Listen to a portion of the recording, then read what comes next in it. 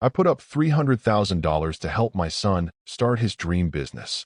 But at the grand opening, he introduced another man as the only reason we made it this far. 2 months later, he showed up at my door begging, because he didn't realize what I still controlled. Before we continue, like this video, share, and leave a shout out from where you're watching from. And don't forget to subscribe. Thank you. They say a father's proudest day is when he sees his child step into the world on their own 2 feet. I thought today was mine. I had spent weeks rehearsing the moment in my head. Walking into that brand new storefront, the sign glowing above the door, my son standing tall and beaming. I imagined the way he'd look at me, maybe not with gratitude, but at least with acknowledgement. After all, I had emptied $100,000 into this dream of his. Money I had earned in the gray hours of mornings, in boardrooms where every handshake came with hidden knives. Money I had planned to leave for retirement, but when my son said he had a vision, well, what father says no? The building itself looked magnificent. Clean glass panels, polished steel frames, the kind of modern design that screams ambition. Balloons framed the entrance, a ribbon stretched across the double doors, and a crowd had gathered. Family, friends, even local press. People jostled to get pictures, whispering about how impressive it all looked. I felt taller just standing there. When my son spotted me in the crowd, I lifted a hand, expecting a nod, maybe a smile. Instead, he glanced past me as if I were just another face in the sea. I brushed it off. Nerves, I told myself. He had a lot on his plate. The speeches began. A few short words from a councilman. Some laughter from his business partner. Then it was my son's turn. He stepped up to the microphone, shoulders squared, jaw tight with confidence. My chest swelled as I prepared to hear it, the words every father waits for. But instead, he said, this business would not exist without the vision and backing of one incredible man. The only reason we made it this far. The crowd applauded. I leaned forward, ready to lift my hand, to accept the nod I knew was coming. Then he turned to his right and placed his hand on another man's shoulder. His wife's father. The cheers roared. Cameras flashed. They posed together for the pictures, all smiles and handshakes, while I stood there with my palms pressed together, clapping like an idiot. I felt something twist in my chest. Not just pain, but humiliation. People around me were glancing sideways, whispering, frowning. They knew. They all knew. I wasn't just unmentioned. I was insulted and spat on. And so I clapped. I clapped harder than anyone else, forcing the corners of my mouth into a smile. Because sometimes the only way to hide a wound is to bleed in silence. When the ribbon was finally cut and the doors flung open, my son walked inside without looking at me once. I lingered outside a moment longer, staring up at the sign above the door. But the only image I could see was my son's hand resting on his father-in-law's shoulder as he called him, the only reason we made it this far. I tried to brush it off, but the thought wouldn't leave me. Wasn't $300 enough anymore? Wasn't a father's sacrifice worth at least a mention? I know children who celebrate their parents simply for showing up. I wasn't just present. I poured my hard-earned money into his dream. But the money wasn't what cut deepest. It was the way the crowd reacted. I felt it before I saw it. Those sideways glances, sharp and heavy. The kind of looks people give when they realize they're watching a man's dignity bleed out in real time. A neighbor I'd known for 20 years couldn't meet my eyes. An old friend from church clapped slowly, his lips pressed together, as if unsure whether it was cruel to join in the applause. And then came the whispers. Wasn't it his dad who funded this? I thought the old man put up the money. Why wouldn't he mention him?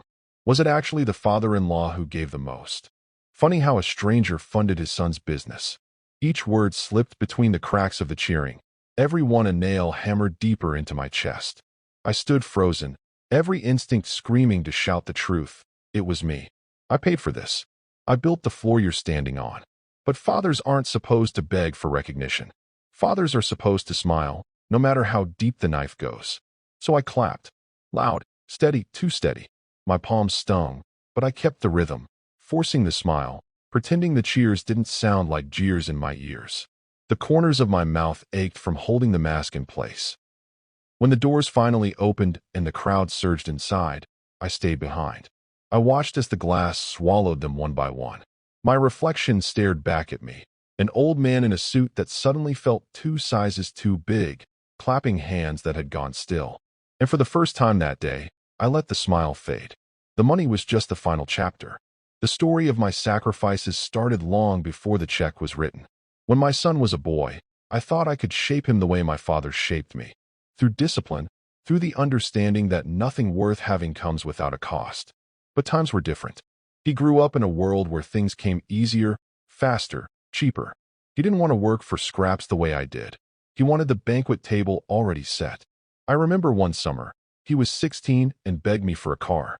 His friends were all driving beat-up hand-me-downs, but he wanted something newer, something that would turn heads. I told him if he wanted it, he had to earn half. He stormed out of the house, shouting that I didn't care about him, that I was selfish. 2 weeks later, I found out he'd borrowed money from his uncle to cover his share. He thought he was clever, thought he'd beaten my rule. I didn't say a word. I let him drive that car around town, windows down, music blasting, pretending he'd won. But I never forgot. That was the first time I realized my son didn't see lessons, he saw obstacles. And to him, obstacles were meant to be bypassed, not climbed. Still, I held on. Fathers do that. We keep hoping the boy will grow into the man we imagined. Over the years, the pattern repeated. The missed college classes I quietly paid for. The loans I co-signed after he promised me he had a sure thing. The nights his mother cried because she didn't understand why he pushed us away, why his pride always seemed sharper than his love. And yet, every time he came back, I opened the door.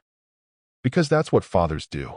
We remember the child even when the man tries to erase him. When he walked into my study with those napkin sketches, I saw not the boy who had disappointed me 100 times, but the boy I wanted to see. The one who used to build castles out of cardboard and believe they could withstand storms. He called me dad that day, not old man. Do you know how rare that had become? So I convinced myself this was it. This was the moment. The chance to ride over all the past mistakes with one bold, shared success. I told myself he'd finally respect me, finally see me as more than just a wallet or a hurdle. I told myself that investing in his business was really investing in our relationship. But respect can't be bought, and love can't be bribed. That 100,000 wasn't just money. It was a lifetime of swallowed pride, of quiet forgiveness, of giving chances where none were deserved. And still, standing in that crowd at his grand opening, clapping while my name was erased, I realized something I should have known years ago. I had raised a son who didn't see me as his father. He saw me as a fool with a checkbook. After the grand opening, I told myself I'd imagined it. Maybe he just forgot. Maybe the nerves swallowed his words. Fathers cling to excuses the way drowning men cling to driftwood. For a while, I held on to that driftwood. I still showed up at the shop once a week, smiling, asking polite questions about sales, about suppliers, about plans for expansion. He always had quick answers, always with that edge of irritation, as if my presence were an inconvenience, as if my money had never crossed his hands. Then came the afternoon that stripped the illusions away. I had dropped by unannounced. The office smelled of fresh paint, the walls still too clean, the shelves neatly stocked. My son was in the break room with two of his partners, their laughter spilling out into the hall. I paused by the doorway, unnoticed. That's when I heard him. The old man. He's just a fool with deep pockets. He thinks this place is his legacy or something. Once the profits roll in, he's out. He won't even know what hit him. The room erupted in laughter. My son laughed the loudest. I stayed still, my hand tightening on the frame of the doorway until my knuckles burned. A fool. That's what I was to him. Not a father. Not a man who had sacrificed decades to hand him a future. Just a fool with a wallet. I backed away before they could see me. My shoes felt heavy, each step like walking through wet cement. I sat in my car for a long time, gripping the steering wheel, staring at the glass storefront I had paid for. That was the moment something inside me shifted. Until then, I had thought like a father, forgiving, excusing, hoping. But fathers are fragile things. Their love can be broken, their pride shattered. That day, I stopped being a father. I became something sharper, colder. I became a businessman. And businessmen don't cling to driftwood. They build ships. They chart courses. They sink competitors when necessary. The beauty of it was, my son didn't know I still held the real cards. The lease, the loans, the supplier accounts. He thought he had cut me out, but in truth, he was standing on a floor I still owned. He called me a fool. He would soon learn what kind of fool he had made. I didn't confront him. Confrontation is a gift. It lets the other man know where he stands, gives him time to prepare. No, I stayed silent. Silence is sharper than any argument. Silence is a blade you keep sheathed until the other man forgets it exists. Instead, I went home and pulled out every folder, every document, every contract linked to that business. I spread them across my desk like a general mapping out a battlefield. The first paper I laid down was the lease agreement. The building wasn't in his name, it was in mine. The landlord had insisted on it, said he trusted me, not my son. At the time, I told myself it was just a formality. Now, I saw it for what it was, a leash, snug and invisible around his neck. Next came the bank loan. He had needed more than my $100,000 to get the doors open. The bank had smiled at his plans, but it was my signature they wanted. My history, my credit. I was the guarantor. Without me, there would have been no loan. Without me, there would be no repayment. Then the supplier contracts. 3 major companies had agreed to provide stock on credit terms, generous ones. Not because of my son, they barely knew his name. They agreed because of me. Because I'd built a reputation over 40 years of clean numbers, on-time payments, and zero nonsense. They extended their trust to him only because I had vouched for him. Piece by piece, I laid out the truth. My son thought he had built an empire. But every brick, every nail, every shelf in that store leaned on me. I was the foundation. And foundations, when pulled, make entire buildings collapse. I sat back in my chair and let the realization wash over me. I wasn't powerless. I was patient. And patience is power in disguise. I began making calls. Quiet calls. Lawyers.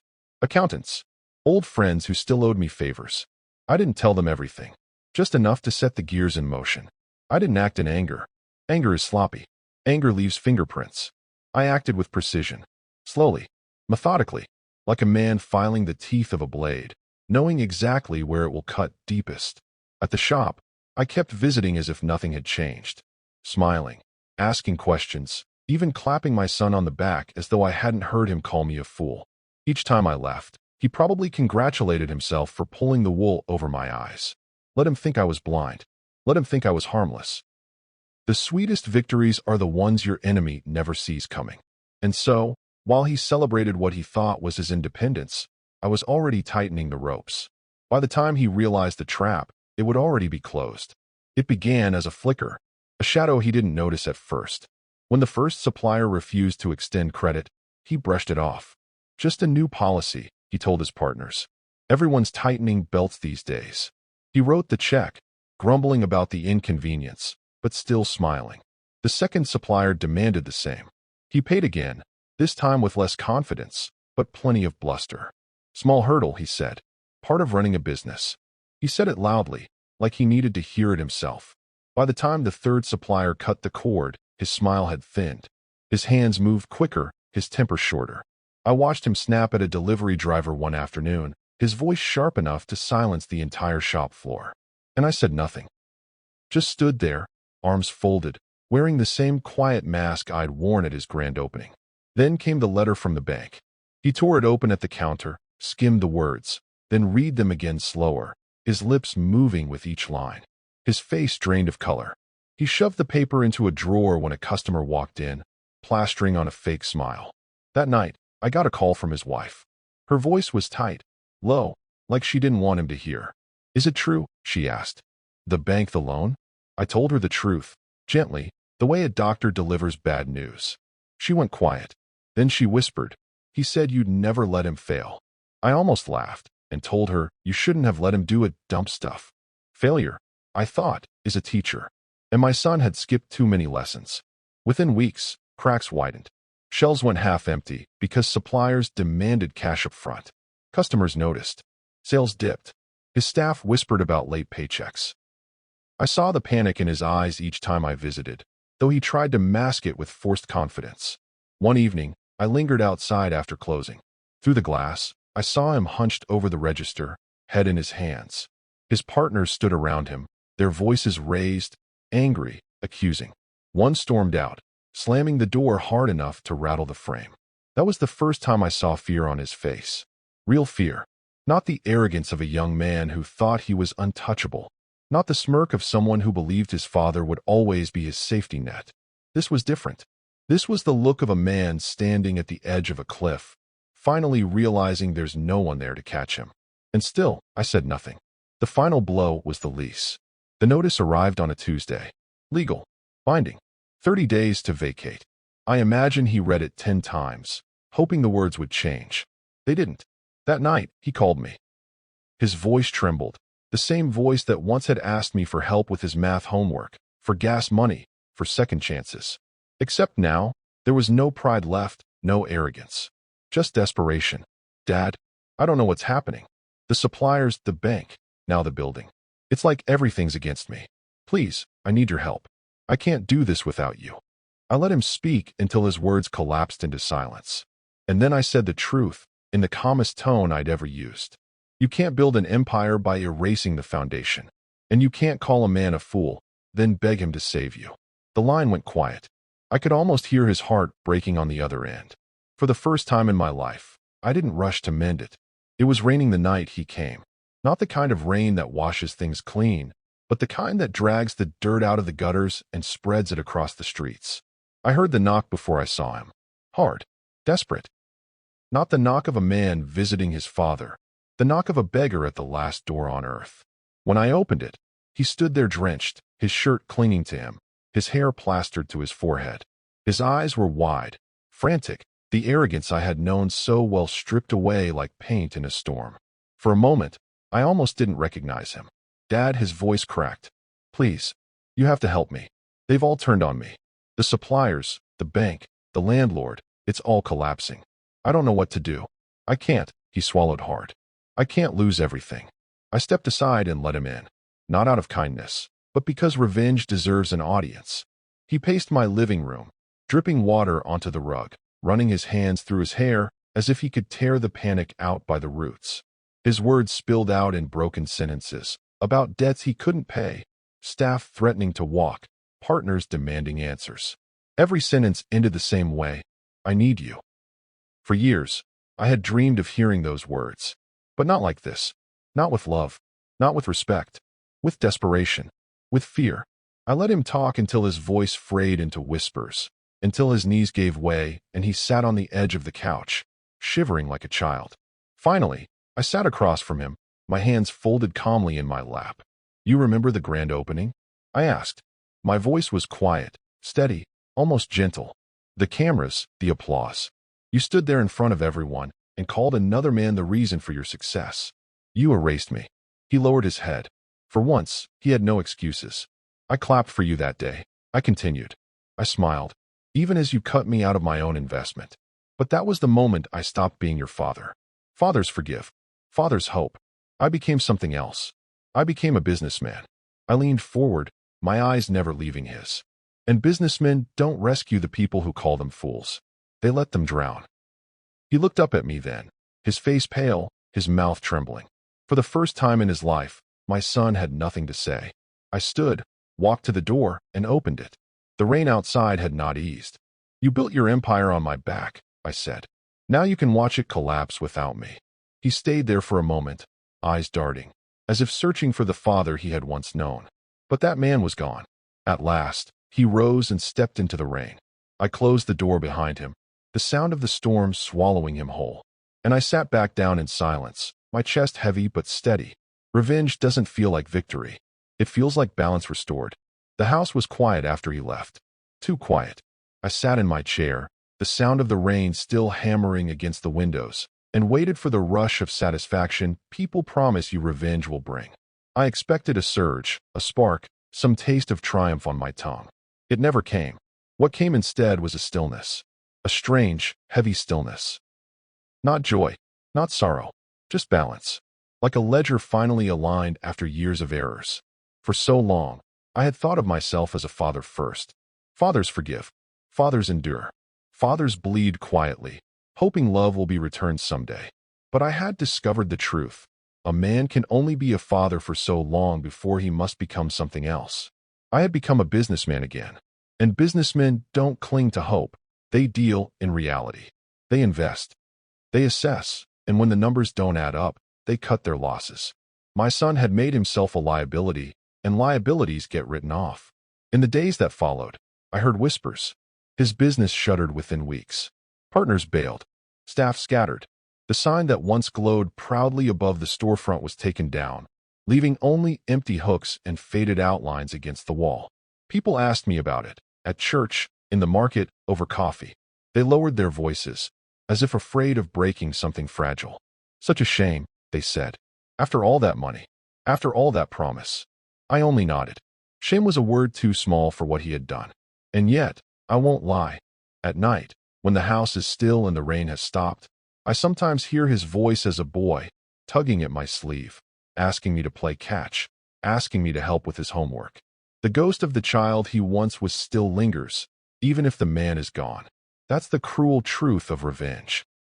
It restores balance, but it doesn't heal. It gives justice, but not peace. Would I do it again? Yes, without hesitation. Because respect cannot be bought, and love cannot be bribed. A son who calls his father a fool must learn the cost of underestimating him. But do I miss the boy who once looked at me like I hung the moon? Every day? Revenge isn't victory. It isn't glory. It's simply the last line of an old account. Paid in full. Let's hear your thoughts on this. Do you think he went too far, or should he have given his son a second chance? Drop your thoughts in comments, and don't forget to subscribe for more videos like this. Thank you for watching.